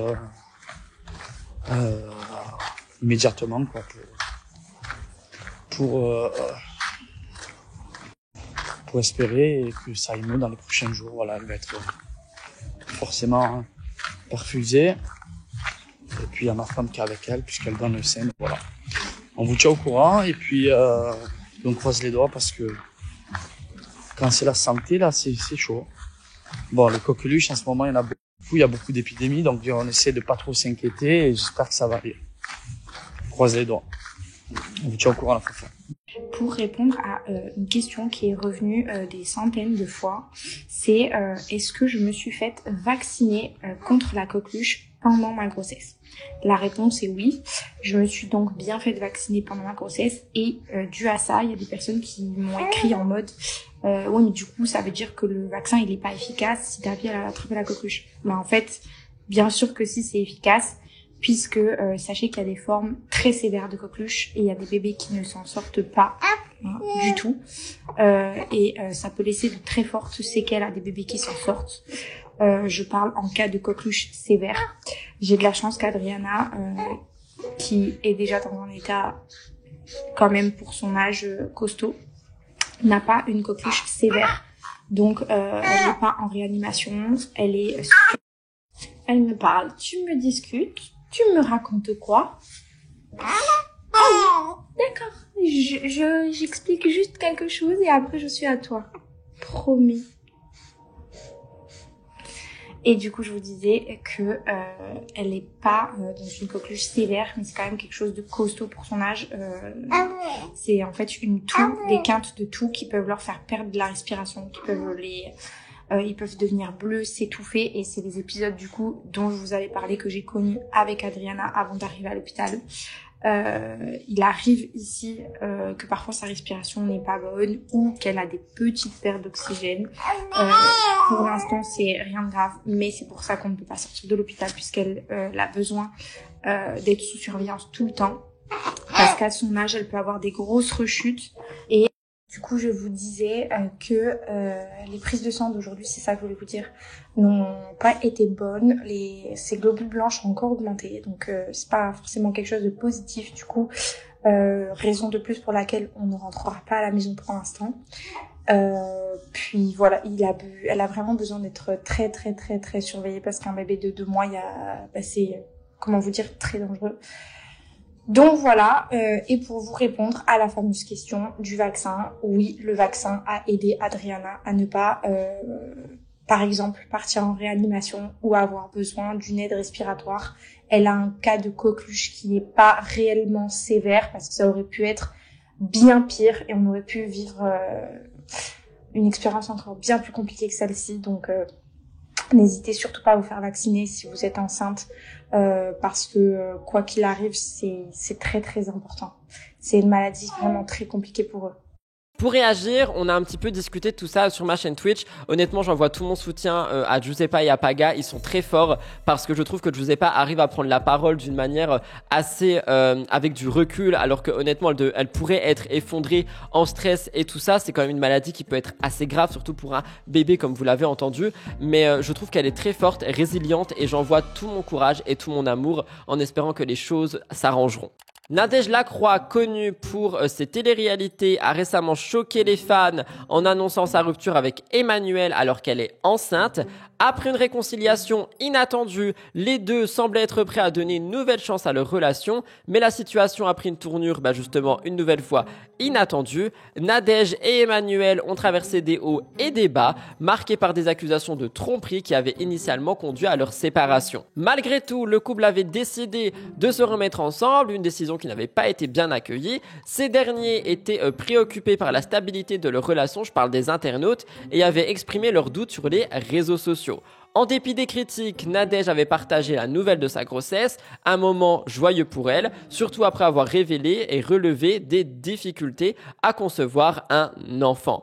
Cette annonce avait suscité des réactions mitigées, joie et inquiétude quant à l'avenir du couple et à l'avenir justement de l'enfant. Les scepticismes des internautes se sont avérés justifiés car Nadège a annoncé sa rupture avec Emmanuel. Sur les réseaux sociaux, Nadège a exprimé son désarroi face à la situation. Elle a exprimé qu'Emmanuel ne se sentait pas prêt à s'engager pleinement, notamment en refusant de prendre une maison ensemble. Une révélation qui est survenue peu avant la naissance de leur premier enfant et donc ça rajoute de la complexité à la situation. Nadège a déclaré vouloir se concentrer sur le bien-être de son bébé, éviter de nourrir des sentiments négatifs qui pourraient l'affecter.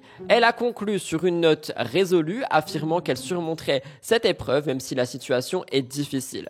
Elle est déterminée à protéger son bébé, avancer malgré les obstacles et ça a touché de nombreuses personnes qui continuent de la soutenir. Emmanuel aussi a réagi à tout. Je vous laisse regarder le magnéto complet de Emmanuel, Nadège et Emmanuel. C'est parti. Tenez-vous bien parce que ce que Emmanuel dit pour moi est un peu choquant. Salut à tous, j'espère que vous allez bien. Juste un petit message par rapport à tous les messages que j'ai reçus. Nadège est remontée en Suisse, oui, parce qu'elle avait le mal du pays et pour d'autres raisons. Mais bon, pour l'instant, moi, je vais pas parler dessus, je vais pas communiquer dessus. Tout le monde me pose des questions. Je vais la laisser prendre la parole comme à son habitude. Je pense qu'elle va le faire rapidement sur les réseaux. En tout cas, moi, j'espère juste que vous allez tous bien, que vous passez de bonnes vacances pour ceux qui sont en vacances. Pour ceux qui travaillent, bon courage avec ces fortes chaleurs. Moi, ça va super bien. Je bosse, je récupère mes enfants dimanche. Je suis super content pour 2 semaines de vacances. Même si je vais bosser et qu'ils vont être un peu avec les grands-parents, ça va être top. Je vous fais à tous des gros bisous en tout cas. Je vois une petite story de Mister qui dit que je vais prendre la parole bientôt pour dire ce qui se passe sur les réseaux sociaux. Pour être très honnête, hier, il est rentré en me disant qu'il ne pensait pas prendre une maison avec moi, que c'était trop risqué, que notre relation était trop instable. Ce à quoi j'ai dit, ok, si on n'avance pas ensemble, on n'avancera pas du tout. Parce que je peux pas faire des allers-retours à répétition pour quelqu'un qui est pas prêt à avancer avec moi. Donc voilà, nous reprenons chacun nos chemins. C'est triste, mais c'est comme ça. Du coup, fini pour moi le sud de la France. Je suis de retour ici. Maintenant, je vais m'occuper de mettre tout en place pour l'arrivée de bébé et de profiter chaque jour sans énervement. Je vais essayer de rester très zen pour que mon bébé ne ressente pas de tristesse. Et la première fois, c'était très dur, mais là, ça va aller. Ça va le faire. Les amis, je reprends la parole une dernière fois par rapport à ça, parce que je reçois plein de messages par rapport à tout ce que Nadège a dit sur son compte apparemment. Moi, j'ai jamais dit à Nadège que je voulais pas aménager avec elle. Je lui ai juste dit qu'on ferait pas les mêmes erreurs que la première fois, qu'elle garde son appartement pour le moment à Genève, moi mon appartement dans le sud de la France, et qu'on ferait du cododo avec le bébé, qu'on laisse passer un peu de temps et qu'on verrait après pour qu'elle lâche son appartement, moi le mien, et qu'on prenne une grosse maison. On avait commencé déjà à entamer les visites, tout ça, mais c'est vrai qu'il n'y a pas grand chose. Donc je lui dis, écoute, pour l'instant on reste comme ça, on se précipite pas et on a le temps de voir. Sauf qu'elle a mal pris, elle a cru que je voulais pas le vivre avec elle alors qu'elle avait la moitié de ses affaires chez moi. et elle est partie, comme la dernière fois, en furie, en prenant toutes ses affaires. Donc voilà, je reviendrai pas dessus les amis, c'est comme ça, c'est pas autrement, et de toute façon, vous saurez un jour ou l'autre le fin mot de l'histoire. Bisous. Ce n'est pas tout. Emmanuel explique donc, comme vous l'avez entendu, que Nadège est retournée en Suisse parce qu'elle avait le mal du pays. Plus tard, après la prise de parole, Emmanuel reprend donc la parole en disant qu'il n'a jamais dit à Nadège qu'il ne voulait pas aménager avec elle, que juste il voulait faire les choses bien. Il explique qu'il souhaite que Nadège garde son appartement, tandis que lui conservera pareil le sien dans le sud de la France, et que donc, comme il a dit, ce serait un papa à mi-temps. Emmanuel se serait également confié au blogueur Aquababe, expliquant que Nadège réagit toujours à chaud et finit par prendre ses affaires et claquer la porte. Après cette annonce, on a eu beaucoup d'internautes qui pensaient que Nadège allait prendre un petit peu de temps pour elle, pour réfléchir et préparer l'arrivée de son bébé. Seulement, surprise, elle a annoncé le sexe de son bébé à travers une vidéo qui a été tournée avec Emmanuel avant ça. Elle dit « Moi, je suis heureuse de l'accueillir et je donnerai ma vie pour lui ». Un sous-entendu très subtil qui suggère que le père de l'enfant ne serait pas si heureux que ça à l'idée d'agrandir sa famille. Passé l'aspect un peu étrange de cette annonce qui a fait beaucoup réagir, on apprend donc que c'est un garçon. Les félicitations sont nombreuses, mais l'incompréhension est également de mise. La vidéo a été tournée avant la séparation. Beaucoup ne comprennent pas donc si le couple est encore ensemble ou non. Pour le moment, au moment où je vous parle, non. Nadège est aujourd'hui une maman célibataire. Je vous laisse regarder.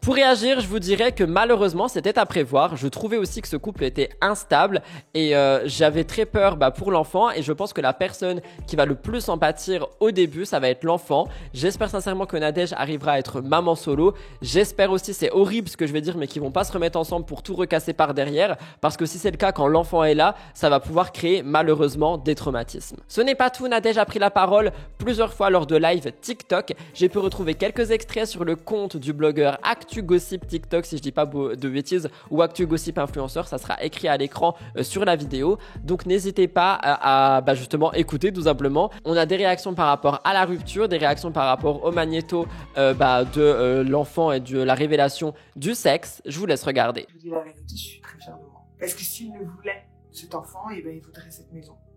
Et à ce moment-là, on serait ensemble. En fait, je pense que c'est ma première décision de maman. Dans le sens où je protège juste mon enfant en fait. Parce que si quelqu'un ne veut pas déménager de 2 km, mon enfant n'a pas besoin de déménager de 600 km. Vous voyez ce que je veux dire ou pas? Je peux pas accepter que mon enfant passe son dernier dans sa vie après son sport, après tout. Donc pour moi, il n'en veut pas. Il n'en veut pas tant que ça. Pas autant que moi. Je ne peux pas déplacer des montagnes pour quelqu'un qui ne saute pas une flaque d'eau pour moi. On en est là. Quand on veut vraiment avoir un enfant en plus de la famille, je pense qu'on lui fait de la place, simplement. Après, il dit qu'on a les moyens financiers de garder les 2 appartements. À ce moment-là, on a les moyens financiers d'avoir une belle maison pour héberger toute cette jolie petite famille. Donc écoutez, c'est comme ça. Je me dis que j'étais bien conne, mais ça c'est l'histoire de ma vie avec les hommes dans tous les cas. Je donne trop d'importance, je suis trop gentille. Pour quelqu'un qui n'apprécie pas ma présence à sa juste valeur, sans ça, la personne aurait forcément envie de vivre avec moi. Enfin, je sais pas, moi quand je suis amoureuse, j'ai envie d'être H24 avec la personne. Et là, j'ai envie d'être H24 avec lui parce que je suis amoureuse de lui. C'est pas ma décision, c'est que quand quelqu'un te dit je ne veux pas vivre avec toi, forcément, honnêtement, moi ma décision c'était de déménager là-bas, d'avoir une grande maison avec un petit point d'eau et un truc très cool et d'avoir cette vie de famille.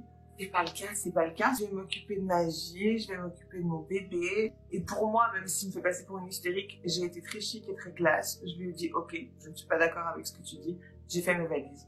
Et je suis partie. Il a dit que ça s'était pas passé comme ça. De toute façon, il a raison sur Il a dit très clairement qu'il fallait prendre le temps. Oui, de prendre le temps, de faire un cododo, bien sûr, dans une maison où il n'y a pas de place. Mais je parle même pas des affaires du bébé.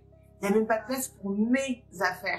C'est comme si tu dis à quelqu'un, genre, tu veux pas venir en vacances chez moi et dormir dans ma cave? Ça te dit pas? Bah non, non. Dans la vie, quand on essaie de forcer le destin, ce que je fais depuis 2 mois. Et aujourd'hui, j'ai comme un soulagement, en fait.